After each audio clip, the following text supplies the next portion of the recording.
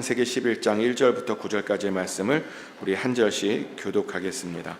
제가 먼저 읽겠습니다. 온 땅의 언어가 하나요, 말이 하나였더라.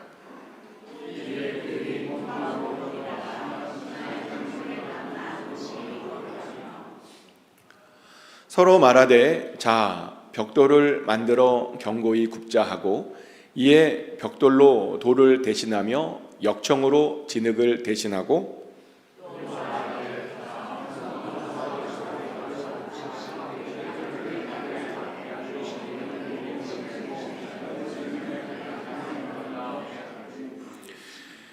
여호와께서 사람들이 건설하는 그 성읍과 탑을 보려고 내려오셨더라.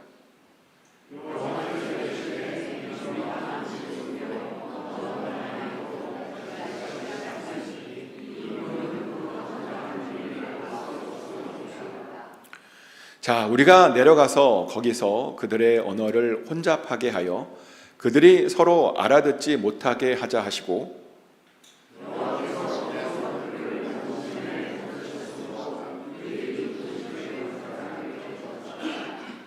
다 같이 읽겠습니다.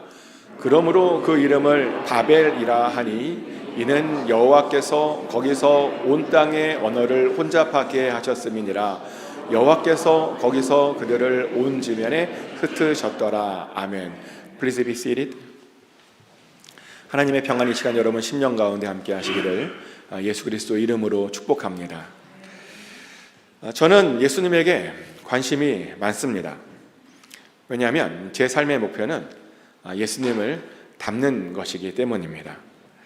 그러다 보니 예수님께서 어떻게 사셨는지가 사실은 저의 가장 큰 관심사입니다.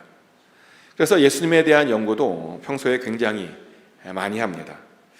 근데 제가 예수님에 대해서 연구하면서 하나 알게 된 것이 하나 있는데요. 뭐냐면 예수님께서는 언제나 사람들과 함께 계셨다는 겁니다. 그리고 항상 사람들과 함께 일도 하셨다는 겁니다. 분명히 예수님의 능력으로는 혼자 일하실 수 있으십니다. 그리고 어떤 관점에서 보면 혼자 일하시는 것이 굉장히 훨씬 더 효율적으로 보입니다. 근데도 예수님께서는 혼자 일하시지 않으시고 사람들을 모으셨습니다. 그리고 그런 사람들과 함께 같이 일하셨습니다. 심지어는요, 함께 하지 않고 함께 모으지 않는 자들은 예수님을 반대하는 자라는 그런 말씀까지 하셨죠. 마태복음 12장 30절부터 32절까지 말씀입니다. 나와 함께 아니하는 자는 나를 반대하는 자요, 나와 함께 모으지 아니하는 자는 해치는 자니라. 그러므로 내가 너희에게 이르노니 사람에 대한 모든 죄와 모독은 사하심을 얻되 성령을 모독하는 것은 사하심을 얻지 못하겠고 또 누구든지 말로 인자를 거역하면 사하심을 얻되 누구든지 말로 성령을 거역하면 이 세상과 오는 세상에서도 사하심을 얻지 못하리라. 아멘. 예수님께서 함께하지 않으면, 예수님과 함께하지 않으면 예수님을 반대하는 자랍니다. 예수님과 함께 모으지 않으면 그것은 예수님을 해치는 자랍니다. 그리고 그런 자들은 성령을 거역하는 자들로 절대로 사함을 받지 못한다라고 성경은 분명히 말하고 있습니다. 굉장히 무서운 이야기죠. 함께 모으지 않는 것이 사람들을 흩어뜨리는 것이라니요. 함께 모으지 않는 것이 성령을 모독하는 그런 것이라니요. 예수님께서는요, 이 정도로 사람 모으는 것에 언제나 진심이셨습니다. 근데 성경을 보면요, 예수님께서만 사람 모으는 것에 진심이었던 것이 아님을 우리가 또한 보게 됩니다. 보니까 하나님께서도 사람들을 모으시는 것에 언제나 진심이셨습니다. 그래서 이런 말씀도 하셨죠. 누가복음 13장 34절 말씀입니다. 예루살렘아 예루살렘아 선지자들을 죽이고 내게 파송된 자들을 돌로 치는 자여, 암탉이 제 새끼를 날개 아래에 모음같이 내가 너희의 자녀를 모으려 한 일이 몇 번이냐. 그러나 너희가 원하지 아니하였도다. 하나님께서는요, 굉장히 많은 선지자들을 예루살렘에 보내셨다고 말합니다. 그런데 보니까 그렇게 하셨던 데에는 다 이유가 있었답니다. 당신의 자녀들을 모으시기 위함이었답니다. 그래서 그렇게 많은 선지자들을 그들에게 보내주신 것이랍니다. 하지만 당황스럽게도 예루살렘 사람들은요, 모이기가 싫었대요. 그래서 하나님과 같이 모으려고 하지 않았답니다. 그러다 보니 그들은 하나님께서 보내주신 그 선지자들을 다 죽여버렸답니다. 선지자들이 오면요, 막 돌로 치고 방해했답니다. 그러다 보니 결국 그들은 심판을 받아야 했죠. 이처럼 예수님과 하나님께서는요, 당신의 사람들을 모으는 것을 아주 중요하게 생각하셨습니다. 그리고 그것을 위해서 정말 열심히 애를 쓰셨습니다. 그래서 당연히 우리들도요, 사람들을 모아야 합니다. 예수님께서 그러셨던 것처럼 우리들도요, 사람들을 모아야 합니다. 하나님께서 그러셨던 것처럼 우리들도 사람들을 모아야 합니다. 게다가요, 히브리서 기자는 우리들에게 이런 권면까지 했었죠. 히브리서 10장 25절 말씀인데요, 모이기를 패하는 어떤 사람들의 습관과 같이 하지 말고 오직 권하여 그날이 가까움을 볼수록 더욱 그리하자. 아멘. 보니까 습관적으로 모이기를 패하는 어떤 사람들이 있다고 말합니다. 그런데 그래서는 안 된답니다. 주님의 날이 가까이 오는 것을 보면 볼수록 우리는 더욱더 모여야 한다고 말합니다. 그것이요, 바로 마지막 때를 잘 준비하는 방법이라고 우리에게 말씀해 주셨습니다.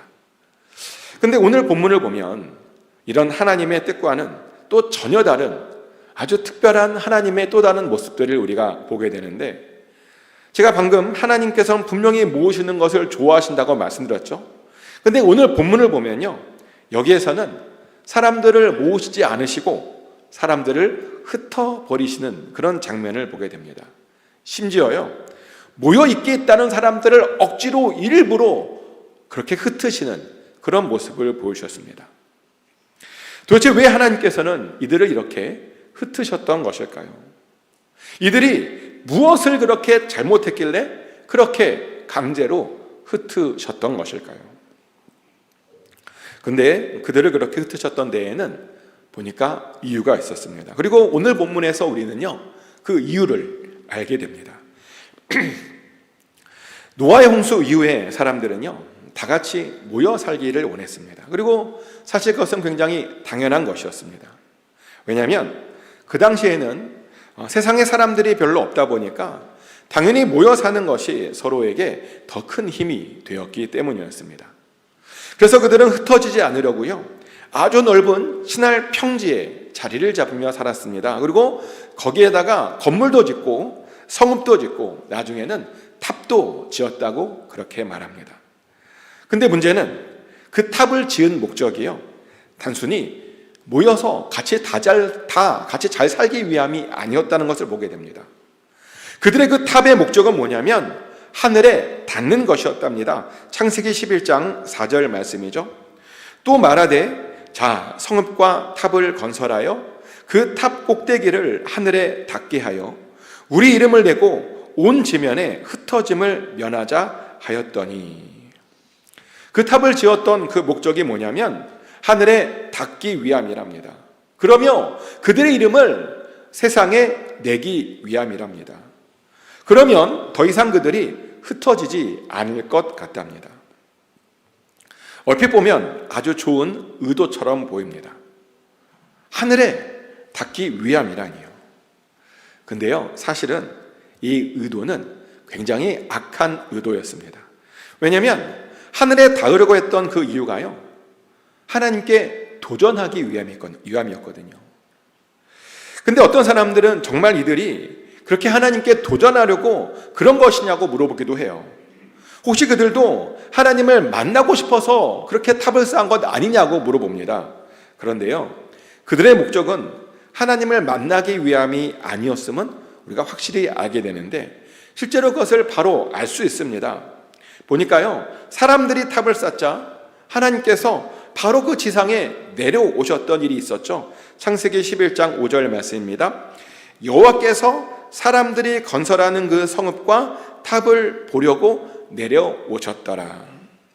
하나님께서요, 사람들이 건설하는 그 성읍과 탑을 보려고 내려오셨다고 말합니다. 너무 놀라운 장면 아닙니까? 하나님께서 하늘에서 내려오셨다는 거예요. 그런데요, 오늘 본문에 보면 그 당시 사람들이 그렇게 하늘에서 내려오신 그 하나님을 만났다라고 하는 기록이 전혀 없습니다. 하나님을 보고 기뻐하고 환호했다라고 하는 기록이 전혀 없습니다. 또 하나님을 보고도요, 놀랬다라고 하는 기록이 전혀 없습니다.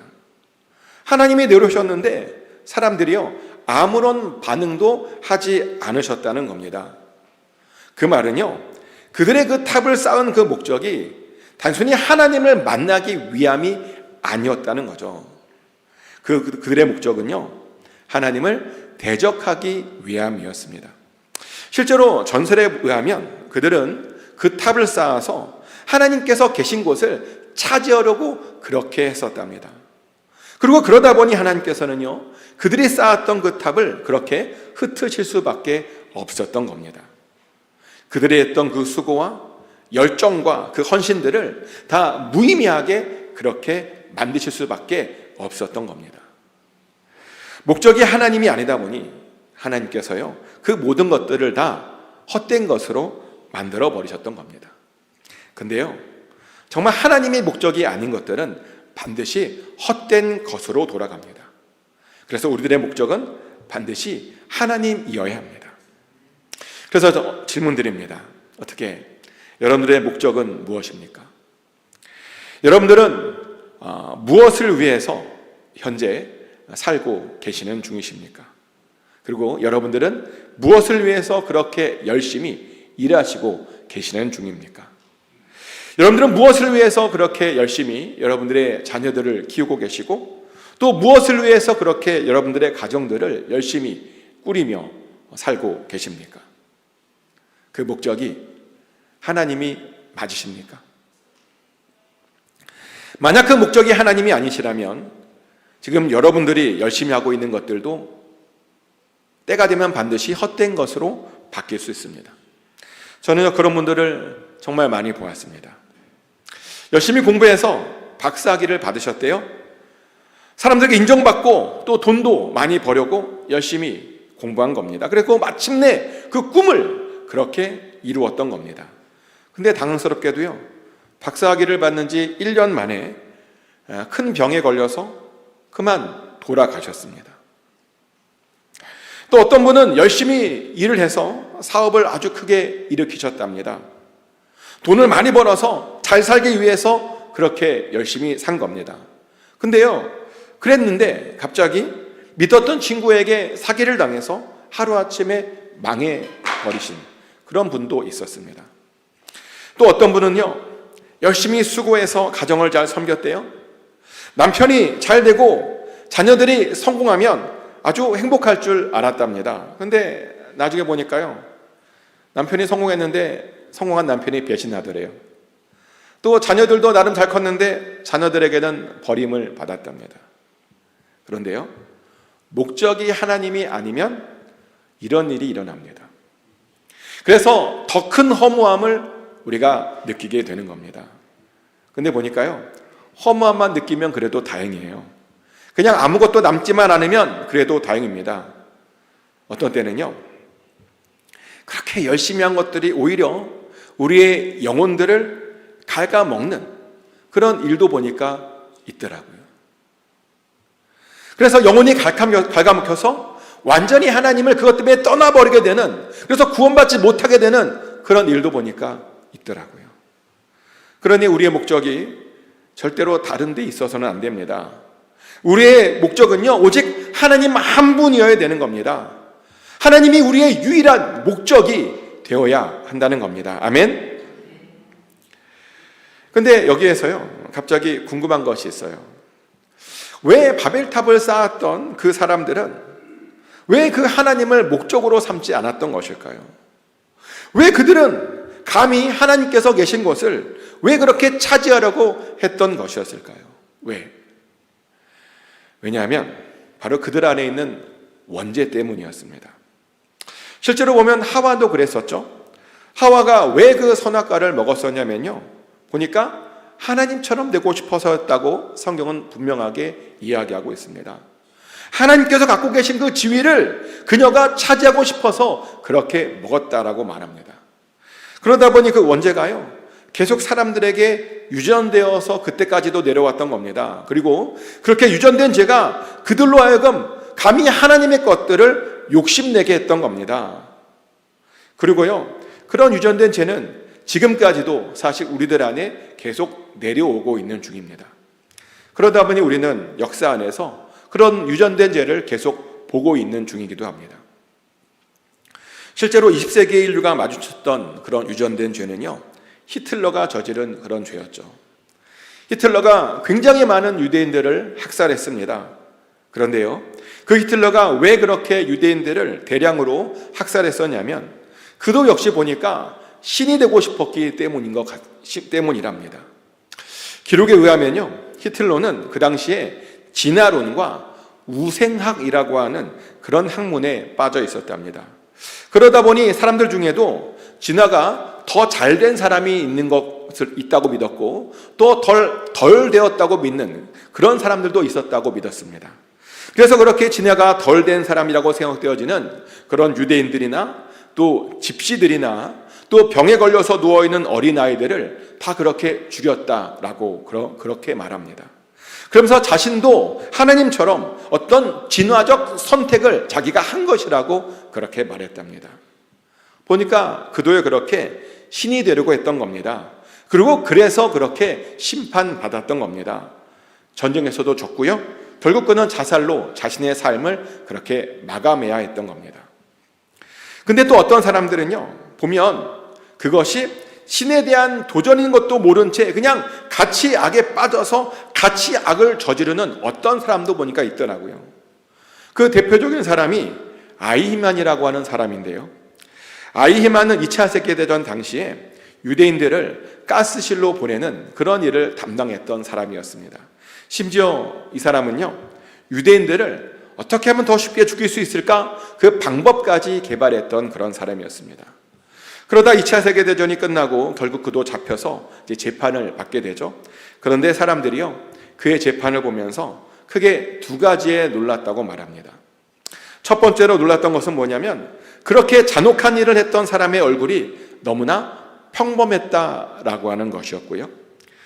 그래서 어떤 사람들은 이것을 그 악의 평범성이라고 말하기도 합니다. 우리는 보통 악한 사람이라면 그 얼굴에서부터 어떤 강한 악이 보일 것이라고 생각하죠. 그런데 그의 얼굴은요, 너무 지극한 평범한 우리 이웃과 같은 그런 얼굴이었답니다. 그리고 또 하나 놀랐던 것은 뭐냐면 그가 주장한 그 무죄 주장 때문인데요, 아이히만은 자신의 무죄를 이런 식으로 주장했답니다. 나는 명령에 따랐을 뿐이라고, 그러니 나는 무죄라고, 나는 유대인에 대한 증오나 연민 등 사사로운 감정이나 어떤 판단으로 그런 일을 행한 것이 아니라고, 나는 오직 국가의 명령에만 따랐을 뿐이라고, 그냥 그 당시 보편적인 기준에 충실히 그렇게 활동했던 것 뿐이라고 그런 말을 했대요. 자신은 유대인이 미워서 그런 짓을 저지른 것이 아니랍니다. 자신은 그냥 국가가 명령해서 그런 일을 행한 것뿐이랍니다.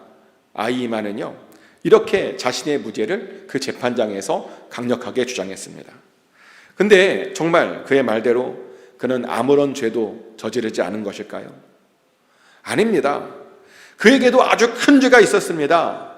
어떤 죄냐면 그는요, 그것이 하나님을 대적하는 것인지 몰랐던 그런 죄가 그에게 있었습니다. 그리고 그렇게 모르다 보니까 타인의 고통들에 그렇게 공감하지 못했던 겁니다. 그렇게 잘 모르니까 타인의 아픔에 그렇게 전혀 공감하지 않았던 겁니다. 그래서 어떤 사람들은요, 타인의 고통에 공감하지 못하는 것도 아주 큰 악이라고 그런 말을 합니다. 그러면 우리들도 만약 어떤 사람들의 고통에 공감하지 못한다면 언제든 그런 아이만이 될 수 있다라고 그렇게 경고하기도 합니다. 그리고요, 정말 얼마든지 우리가 그럴 수 있습니다. 왜냐하면 바로 그런 것이 하나님께서 가장 싫어하는 교만이거든요. 실제로 교만이 뭐냐면요, 자신은 다른 사람들과 아주 다르다라고 생각하는 것이 교만입니다. 그리고 그렇게 다르다고 생각하기 때문에 다른 사람들의 고통에 그렇게 공감하지 못하는 겁니다. 그러면 자신은 특별하다 보니 더 대접을 받아야 한다고 그렇게 생각하는 겁니다. 근데 보니까요, 아이만에게 그런 생각이 있었고 그렇게 교만했던 겁니다. 그리고 그랬더니 그렇게 심판을 그가 받았던 것이었습니다. 그런데요, 이런 교만 때문에 하나님께 심판받았던 사람들이 사실은 한두 명이 아니죠. 출애굽기에 보면 교만해서 망해버린 사람들이 많이 나오는데, 특별히 애굽 왕 바로 왕이 바로 그런 사람입니다. 성경에 보면요, 그가 얼마나 교만했었는지를 알게 되는데, 그는 하나님의 소유인 이스라엘을요, 감히 자기의 소유라고 생각했었습니다. 그래서 모세가요, 그렇게 요청을 해도 내 거니까 안 보내주겠다고 그런 말을 했었습니다.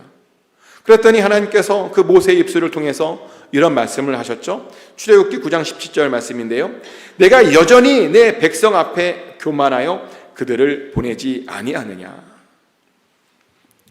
교만하답니다. 지금 바로가 너무나 교만해서 이스라엘을 보내주지 않으려고 하는 것이랍니다. 그리고 그 결과는 심판이었습니다. 그래서요, 장자도 잃어버리고 결국 그 자신도 홍해바다에 빠져서 죽어버렸습니다. 교만했더니 그렇게 멸망을 당한 것입니다. 그래서 성경은 우리들에게 분명히 이렇게 말합니다. 야고보서 4장 6절 말씀이죠. 그러나 더욱 큰 은혜를 주시나니 그러므로 일렀으되 하나님이 교만한 자를 물리치시고 겸손한 자에게 은혜를 주신다 하였느니라. 아멘. 교만한 자들은요, 하나님께서 반드시 물리치신답니다. 하지만 겸손한 자에게는요, 하나님께서 반드시 은혜를 주신답니다. 그래서 우리는요, 무조건 겸손해야 됩니다. 하나님이 아니시면 나는 아무것도 할 수 없습니다 라고 하는 이 말을요, 항상 우리 입에 달고 살아야 된다는 겁니다. 그리고 절대로 나만 특별하다고 하는 생각을 우리가 절대로 해서는 안 됩니다. 나는 다른 사람들과 다르다라고 하는 생각을 우리가 절대로 해서는 안 됩니다. 그러며 다른 사람들의 고통에 어떻게든 우리가요, 공감해 주려고 노력해야 됩니다.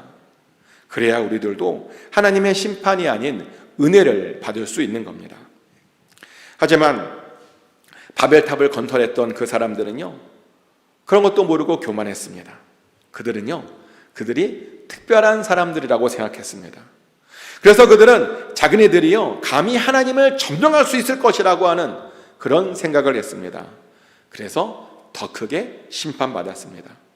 그리고 그들이 당한 심판은 뭐였냐면 바로 흩어짐이었습니다. 더 이상 같이 모여서 살지 못하게 한 겁니다. 모여서 같이 있지 못하게 하는 것도 심판이냐고요? 네, 사실 모여있지 못하게 하는 것만으로도요, 정말 큰 심판이 됩니다. 왜냐하면 모여있지 못하면 우리에게요, 그것 자체로 엄청난 고통이거든요. 실제로 우리가 그런 것을 팬데믹 기간 동안에 경험했었죠. 전염병이 퍼지자 나라에서요, 서로 모이지 말라고 하는 명령이 내려왔습니다. 그런데 그때 어떠하셨습니까? 좋으셨습니까? 안 모여서? 평안하셨습니까? 안 모이니까? 답답하지 않으셨습니까? 그러면서 우울하지 않으셨습니까? 아마요, 장담하건대 여러분 100% 우울하셨을 거예요. 실제로 그 당시에 팬데믹 블루라고 하는 그런 우울증이 전 세계에 퍼졌다라고 하는 이야기를 본 적이 있습니다. 이렇게요, 모이지만 못하게 해도 그 자체로 심판이 됩니다. 그래서 하나님께서는 교만한 자들을요, 그렇게 모이지 못하도록 심판하셨던 겁니다. 그리고 그들뿐만 아니라 교만한 사람들은요, 보니까 다 흩어지게 하는 그런 심판을 당한 것을 우리가 봅니다. 실제로요, 북이스라엘과 남유대가 어떤 심판을 받았냐면 보니까 흩어지는 심판을 받았습니다. 또 예루살렘 교회도요, 보니까 흩어지는 그런 일을 당하더라고요. 예수님의 승천 이후 예루살렘에는 예루살렘 교회가 세워졌었죠. 그들은 처음에 분명히요, 굉장히 건강하게 잘 모였습니다. 뭐 한 번의 설교에 몇천 명씩 나와서 세례받는 그런 기적도 있었습니다. 근데 보니까 어느 순간부터요, 그 예루살렘 교회가 교만해지더라고요. 큰 교회면 어려운 교회들을 섬겨주고 도와줘야 되는데 그 큰 교회가 그렇게 하지 않았습니다. 오히려 어려운 작은 교회들이 오히려 그 큰 교회를 섬겨주는 그런 이상한 일이 벌어졌습니다. 게다가요, 그 교회 출신자들이 그렇게 바울을 괴롭혔어요. 바울이 선교지에 가서 간신히 교회를 개척해 놓으면 그 교회 출신자들이 가서 막 엉뚱한 소리를 막 해대는 거예요. 구원을 받으려면 유대교회에 들어가야 된다 라고 하는 정말 말도 안 되는 그런 이야기들을 그렇게 해댔습니다. 그러며 사람들을 미혹했습니다. 그리고 심지어는요, 끝까지 바울의 사도성도 인정해 주지 않았습니다. 근데 그러다 보니 결국에는 하나님께서 그 교회를 흩어버리시더라고요. 그래서 더 이상 그 교회가요, 그 교회들의 중심자로서의 역할을 하지 못하게 그렇게 막으셨습니다. 이처럼 하나님께서는요, 종종 심판의 도구로 흩어짐을 사용하십니다. 그래서 모여서 받을 수 있는 어떤 복들을요, 못 받게 하십니다. 그런데 우리는요, 모여서 받을 수 있는 그 복들을 반드시 받아야 됩니다. 그리고 모여서 우리가 하나님의 뜻도 이루어야 되는 겁니다. 그것이요, 바로 하나님의 자녀로서 우리가 반드시 해야 하는 일입니다. 그러니 절대로 잘못된 목적을 가지고 살지 마십시오. 그리고 절대로 하나님을 대적하지도 마십시오. 교만하지 않으셔야 됩니다. 우리는요, 오직 하나님만 높여 올려야 됩니다. 축복하는 것은 항상 잘 모이심으로, 그리고 모임의 복도 받으시고 더 큰 일도 하시는 그런 복을 다 받으시기를 예수 그리스도 이름으로 축복합니다. 이 시간 좀 다 같이 또 기도하기를 원하는데요, 절대로 하나님을 대적하지 않고 항상 겸손하게 해달라고 기도하십시오.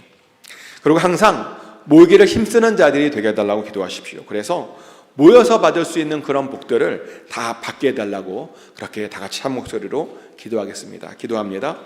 하나님 아버지, 하나님, 우리 안에 혹시 교만이 있진 않습니까? 또 하와로부터 유전된 죄가 여전히 우리 안에 있지는 않습니까? 하나님 아버지, 우리를 불쌍히 여겨주시옵소서. 있다면, 그래서 정말 하나님의 것들을 우리가 취하려고 하고 있는 그런 교만이 있다면 아버지, 다시 한번 내려놓습니다. 아버지, 하나님께 나아갑니다. 우리를 불쌍히 여겨주시고 그런 모든 교만을 꺾고 오직 하나님만 홀로 높이는 자들이 되게 하여 주시옵소서. 아버지, 겸손함으로 하나님만 끝까지 높이는 자들이 되게 하여 주시옵소서. 그리고 항상 정말 하나님 모이기를 힘쓰는 자들이 되게 하여 주시옵소서. 말세 때에 아버지, 우리가 정말 모이기를 피하는 자, 어떤 자들처럼 그렇게 살지 않기 원합니다. 더욱더 모이기를 힘쓰는 자들이 될 수 있기 원합니다. 모여서 받을 수 있는 복들을 받아 누릴 수 합니다.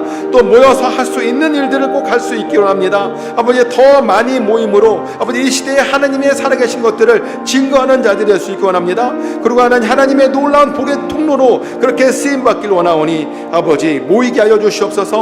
많이 모이게 하여 주시옵소서. 자주 모이게 하여 주시옵소서. 그래서 연결되고 하나가 되어서 그리스도의 사랑이 우리의 삶 가운데 넘칠 수 있도록 하나님 그런 은혜를 허락하여 주시옵소서. 아버지, 또 여기에 모인 분들 한 사람 한 사람 기억하여 주시고, 특별히 아픈 분들 아버지 기억하여 주시고 그 머리에 치료의 강선을 허락하여 주시옵소서. 그래서 하나님 모든 부분들이 아버지 온전케 되게 하여 주시옵소서. 아버지, 모든 질병들이 떠나가게 될 줄 믿습니다. 모든 상처들이 회복되게 될 줄 믿습니다. 모든 고통들이 없어지게 될 줄 믿습니다. 모든 염증들이 사라질 줄 믿습니다. 아버지, 반드시 치료하여 주시옵소서. 회복되고 돌아가는 아버지 그런 기적의 시간이 아버지 되게 하여 주시옵소서. 불쌍히 여겨 주시옵소서. 큰 은혜로 더하여 주시옵소서.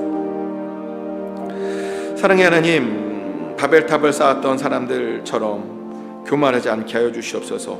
그들처럼 하나님을 대적하지 않게 하여 주시옵소서. 그들처럼 하나님을 대적하다가 흩어짐을 당하지 않게 하여 주시옵소서.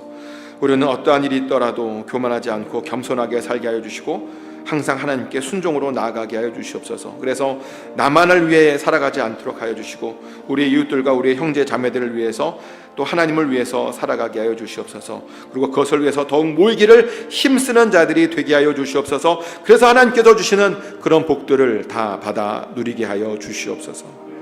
예수님 이름으로 기도합니다.